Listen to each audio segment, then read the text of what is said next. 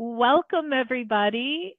You are here for our ALZ Talks, the latest breakthroughs in Alzheimer's research. I'm Dr. Elizabeth Edgerly, Senior Director for Community Programs and Services here at the Alzheimer's Association. Welcome. The mission of the Alzheimer's Association is to lead the way to end Alzheimer's and all other dementias. Our focus is on accelerating global research, driving risk reduction and early detection, and of course, maximizing quality, evidence-based care and support for all. ALZ Talks webinars provide education, information, news, and resources, and we focus on a variety of topics related to dementia and caregiving. This webinar series is generously supported by Procter Gamble and is organized and arranged by the Alzheimer's Association. Due to time constraints, we won't be able to take live questions. However, we are prepared to take your questions at alztalks@alz.org. Again, that's ALZ Talks, ALZ Talks at alz.org. So as we go along today, if you have a burning question, write that email down, write it down and shoot us a note and we will get back to you. I'm so excited because our speaker today is one of my favorite speakers on Alzheimer's science, Dr. Rebecca Edelmeyer. Dr. Edelmeyer is our Vice President of Scientific Engagement at the Alzheimer's Association, and she has extensive experience as a scientist and educator. She focuses on uniting researchers and clinicians on topics related to neurodegenerative diseases, biomarker testing, drug discovery, clinical trials, and even real-world evidence studies.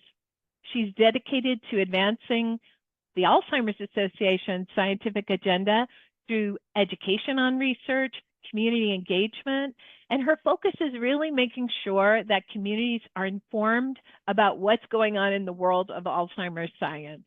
We are so lucky to have Dr. Edelmeyer on our team. And Rebecca, I'm so happy to be here with you today. We've got a big audience and everybody wants to know what is happening in Alzheimer's science and care. So take it away. Thanks so much, Elizabeth. And really, it's fantastic to be here with you all today. And we thought we would cover a variety of topics, hopefully helping to answer some of your questions and making sure that you have at least a taste of what's happening in all of the latest advancements in Alzheimer's disease and other types of dementia. We thought we would touch on a few basic topics, though, before we begin. I think one of the biggest questions that I know Elizabeth and I both get is, what is the difference between Alzheimer's disease and dementia?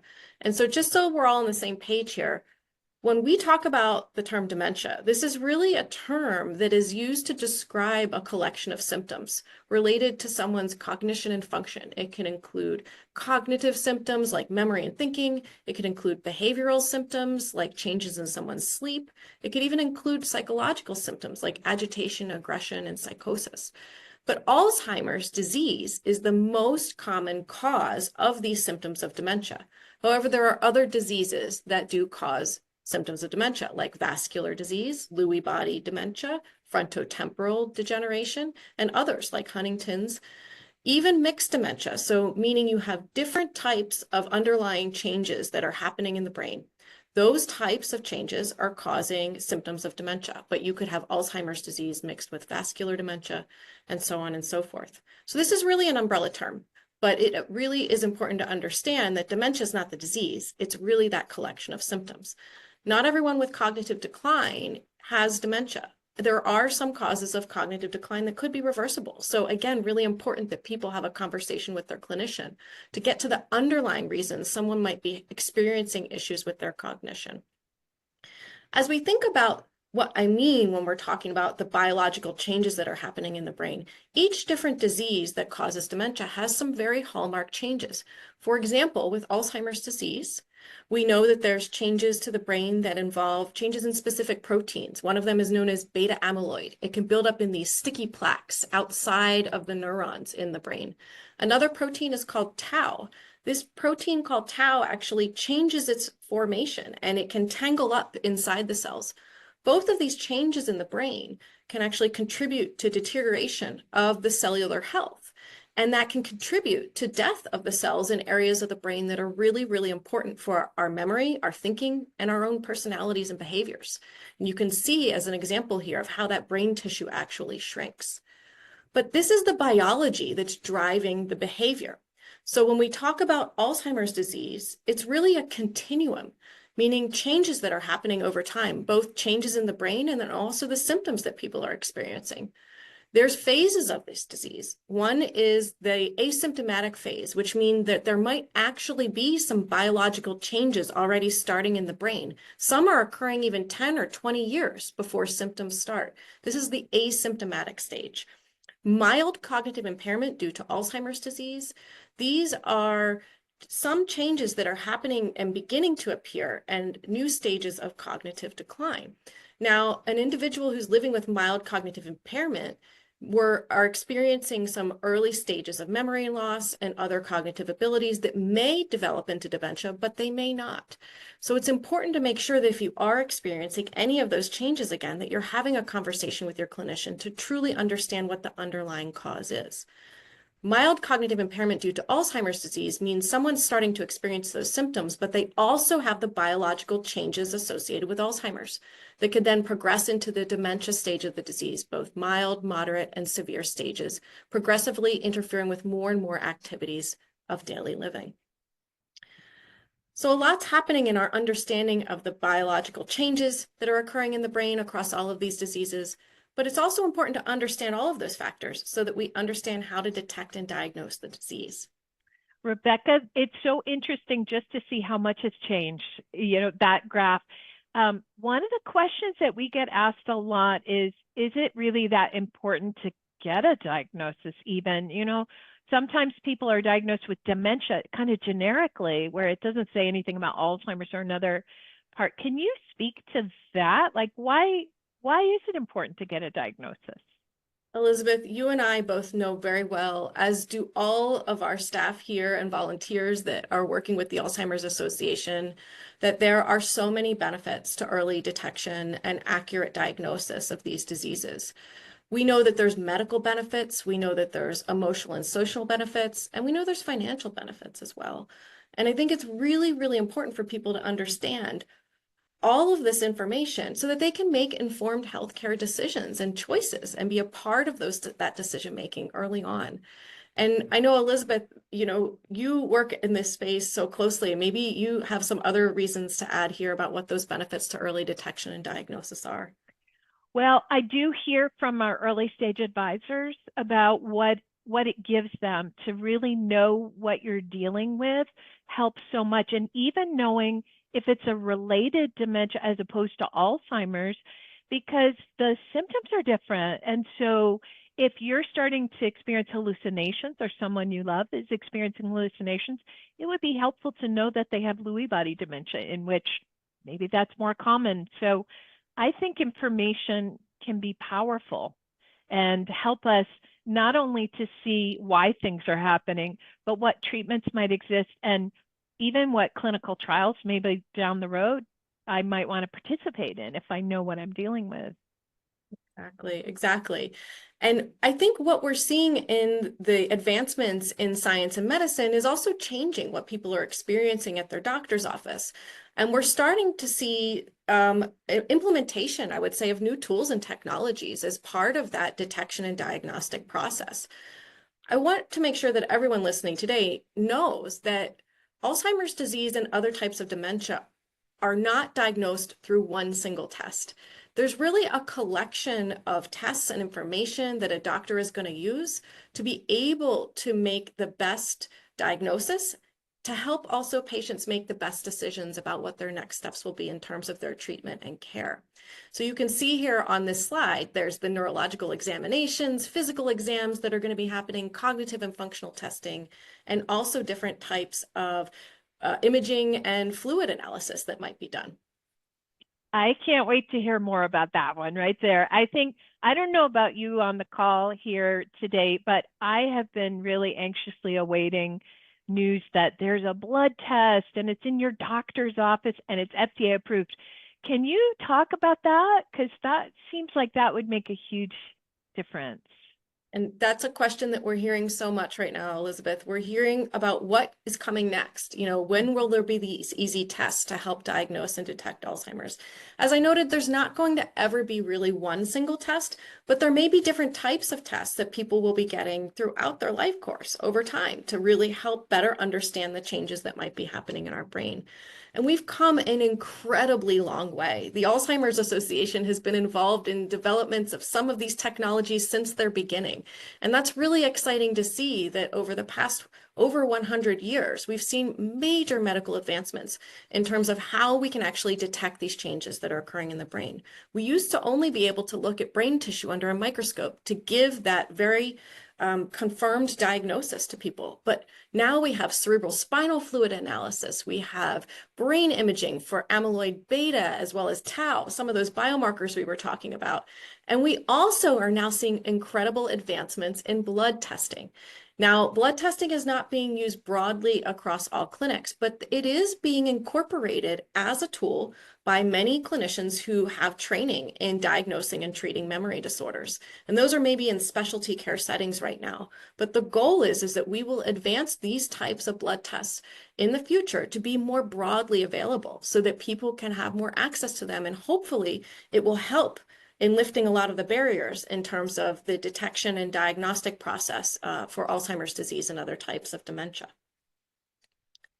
So there's been a lot of really amazing advancements happening in early detection and diagnosis, but why do you need to be able to do that? One of the reasons is people need to understand the treatment pipeline and really what is available to them. Getting an early and accurate diagnosis, as Elizabeth mentioned, gives you options, potentially new options for treatment or even participation in clinical trials. So you've probably all been seeing a lot of news articles over the past few years. We're really in a new era of treatment. There have been new approvals by the FDA of new Alzheimer's treatments that actually help to slow down the disease progression. And we've seen even new treatments approved also to help treating some of the symptoms associated with Alzheimer's disease.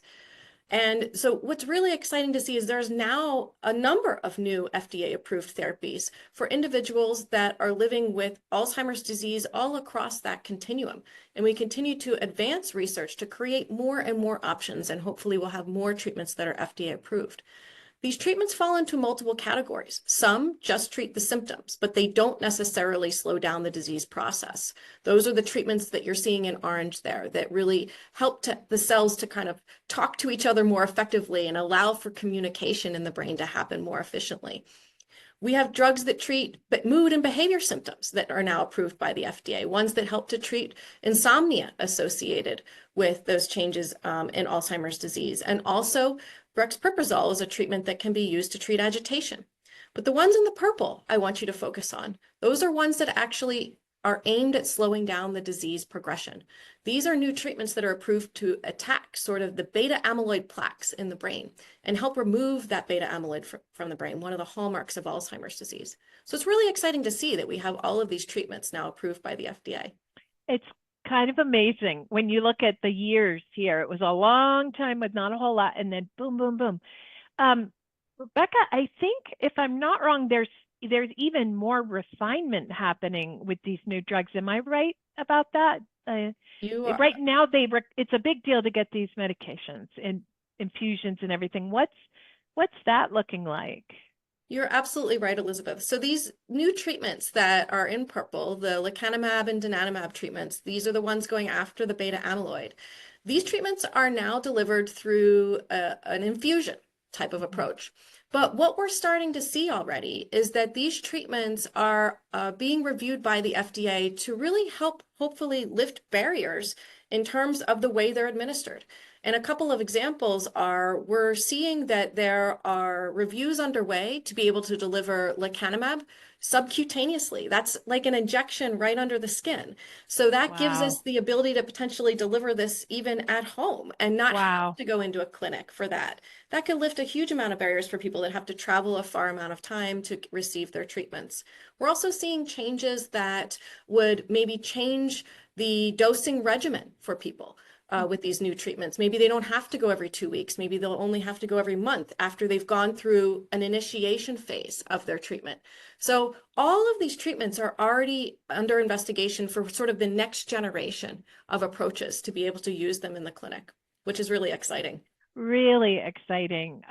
Thanks so much for sharing that. I'm so fortunate that with our early stage advisors, many of them are accessing these treatments, and hearing what it's like for people on them, and the hope it brings, and the benefits so far. I sure hope that there's even better things down the road. It sounds like maybe. Yep, Hopefully. it's all underway. We All hope right. in the next year or so, we'll see some of those developments happening, and those treatments and the new regimens hopefully becoming available for people. That's great. And I think there's others there. It's not just these types of treatments though, right? I mean, there've been a lot of discussions about, well, amyloid, you know, is it or isn't it? And yet there's so much more work being done.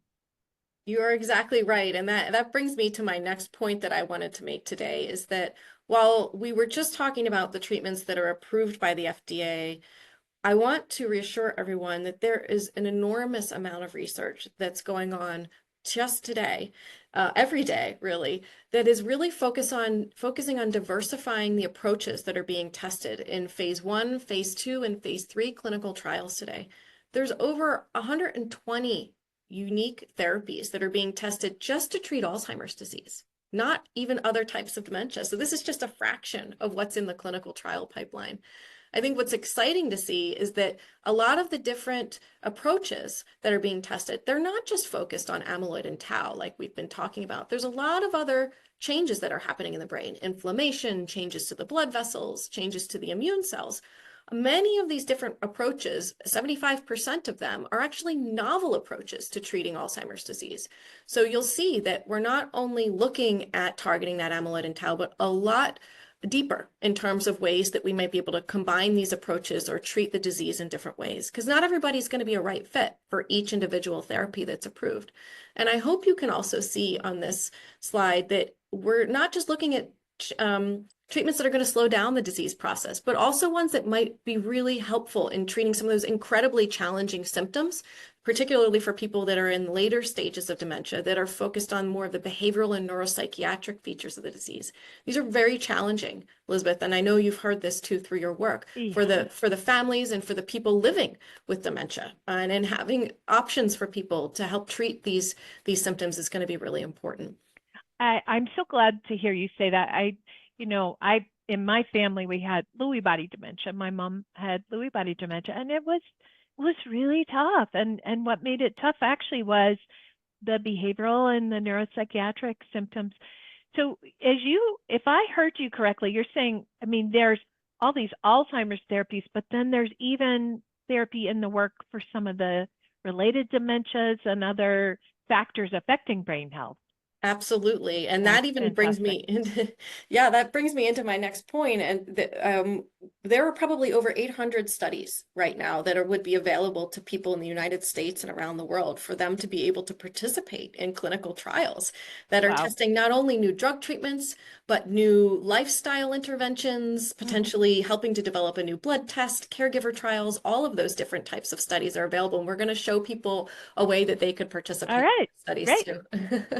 And maybe before we even get to that, I think I want to touch on risk reduction, because we get so many questions about what people can be doing today. And I want to share at least a little bit about what we're learning around understanding risk.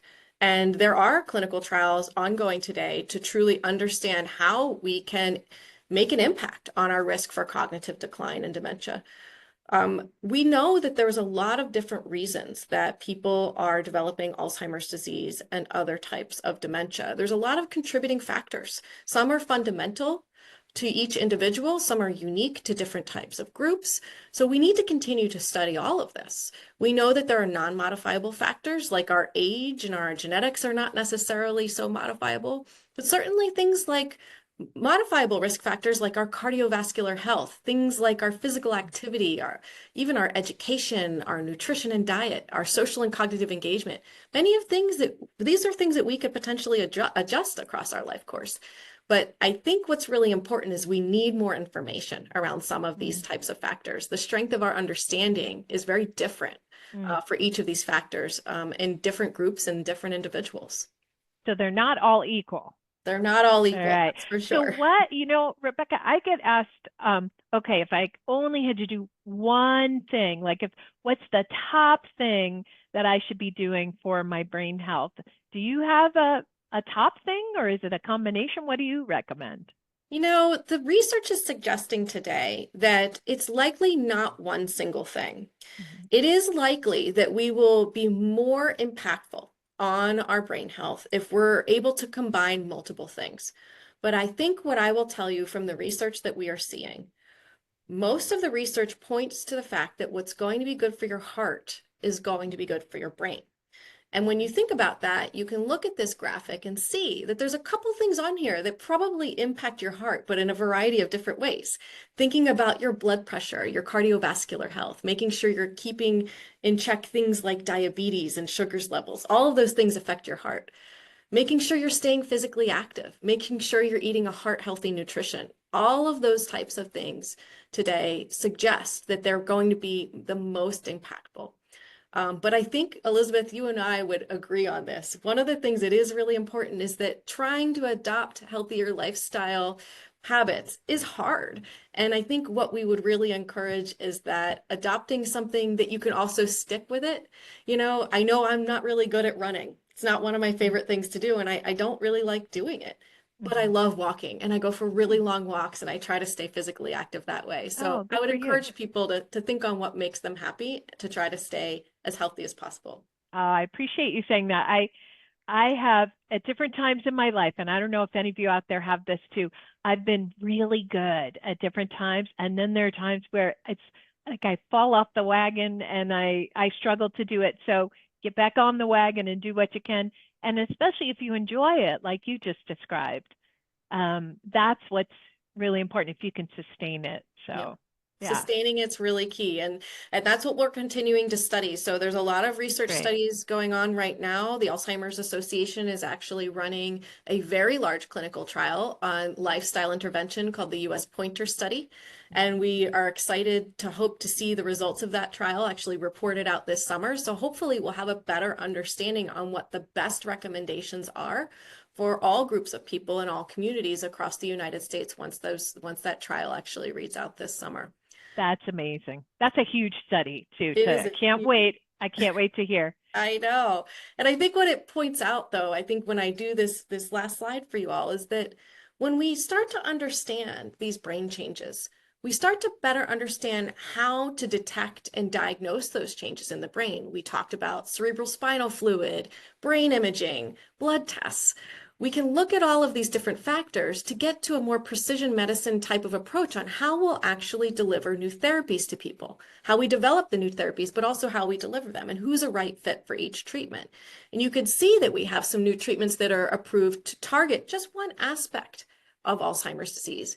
But we really believe that it's going to be a combination of really powerful, effective treatments, but also sustainable risk reduction strategies that we incorporate into our lifestyle and think about these types of things across our life course. And I think that's where we're seeing the field head. We're in this new era of research, treatment, and care, but it's really going to be a combination approach to be the most effective for our brain health moving forward. And I think what we wanted to try to do for you all today is make sure that you had some opportunities to think about how you can get involved in research to help keep the momentum going. So I know we touched on a few opportunities around clinical trials.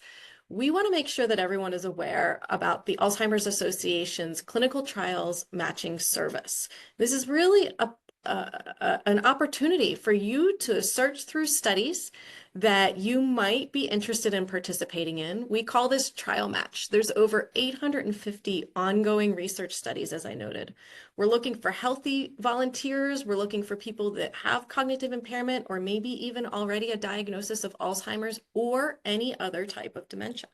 And this is a way to match you up to studies to see if you are a right fit for those. And it's a really great opportunity to maximize your participation and engagement in research.